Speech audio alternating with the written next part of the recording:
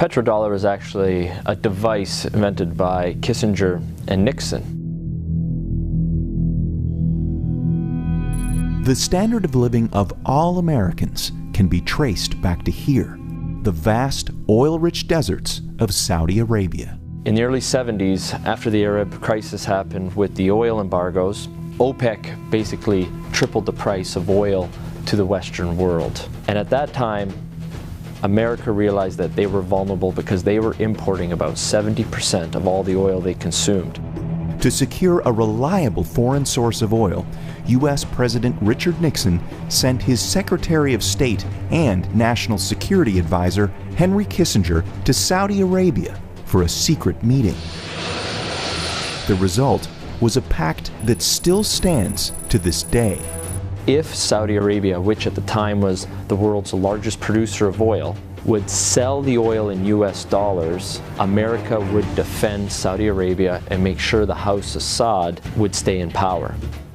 As a direct result of this US-Saudi agreement, all other oil-producing nations also adopted the dollar as the de facto medium of exchange.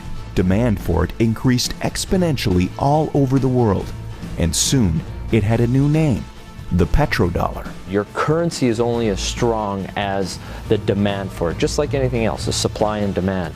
Why the petrodollar is important, it causes a demand for the US dollar. A lot of Americans don't realize that over 70% of all the $100 bills in the world are actually outside of the US. There's more $100 bills in Russia than there are in America.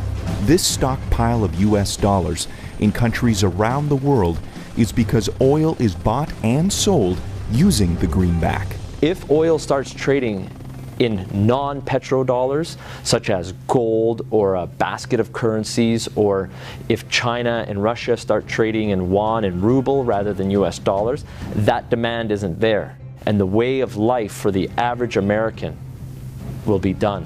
It will be worse than the Great Depression.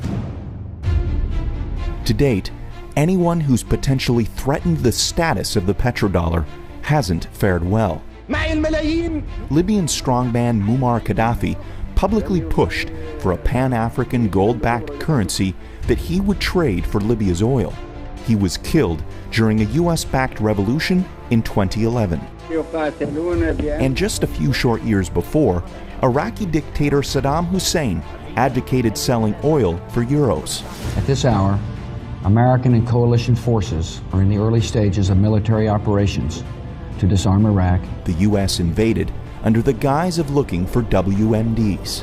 Iraq did not have any weapons of mass destruction, and interestingly enough, after the Americans invaded, took over, put in their own government, the whole concept of selling oil in euros never surfaced again.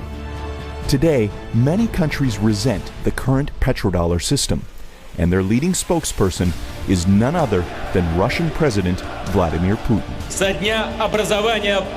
Americans should be very worried about what Putin can do. There is a new Cold War going on. It is the colder war. That is exactly what's going on. And who's in the center of this push? Vladimir Putin. And the petrodollar is so crucial to the colder war. The only thing holding America right now at the top is the petrodollar. And let me make it very clear, if the petrodollar dies, so does America as a superpower.